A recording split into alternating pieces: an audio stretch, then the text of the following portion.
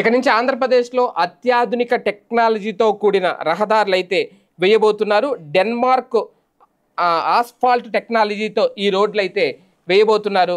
ప్రధానంగా ఇక్కడ ఆంధ్రప్రదేశ్లో అభివృద్ధి చెందిన దేశాల్లోని రహదారులకు ధీటుగా మన రాష్ట్ర రహదారులను కూడా తీర్చిదిద్దుతామంటూ రోడ్లు భవనాల శాఖ మంత్రి బీసీ జనార్దన్ రెడ్డి కీలక వ్యాఖ్యలు చేశారు. ఆ దిశగా సీఎం చంద్రబాబు ఇప్పటికే సరికొత్త టెక్నాలజీ కోసం సన్నాహాలు చేస్తున్నారనేది.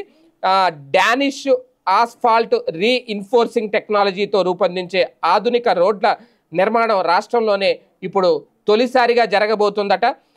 నంద్యాల జిల్లా సంజామల మండలంలోని ముదిగేడు సంజామల రోడ్డు నిర్మాణ పనుల్లో డెన్మార్క్ టెక్నాలజీని ఉపయోగిస్తున్నారట.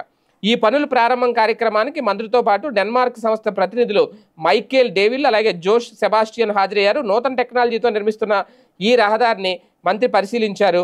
ఈ అధునాతన టెక్నాలజీని బ్రిటన్లోని హీత్రూ ఎయిర్పోర్టు అలాగే జర్మనీలోని A7 మోటార్ వే వంటి ప్రాజెక్టుల్లో ఉపయోగించారట.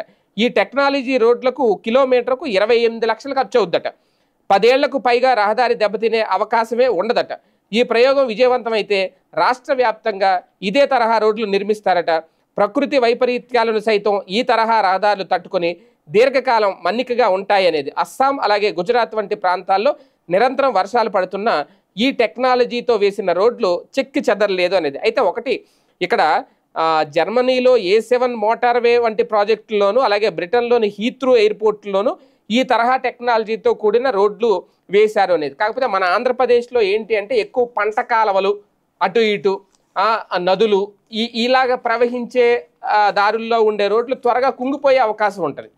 అది ఎంత జర్మన్ టెక్నాలజీ ఉపయోగించినా ఎంత డెన్మార్క్ టెక్నాలజీ ఉపయోగించినా ఆ రోడ్డు స్టాండర్డ్ ఎంత అనేది ఇక్కడ కీలకమైన అంశం. ఇది దాదాపుగా ఎంత వీళ్ళు చెప్తున్నది కిలోమీటర్కి 28 లక్షలు ఖర్చు అవుద్దట. ఒక్క కిలోమీటర్కి 28 లక్షలు ఖర్చు చేసి రోడ్లు వేస్తున్నారు అనేది. ఏదేమైనా ముందు ప్రయోగాత్మకంగా అయితే నంద్యాల జిల్లాలో మొదలుపెట్టారు. ఇది కనుక సక్సెస్ అయితే రాష్ట్ర వ్యాప్తంగా డెన్మార్క్ టెక్నాలజీ రోడ్లు అయితే రాబోతున్నాయి.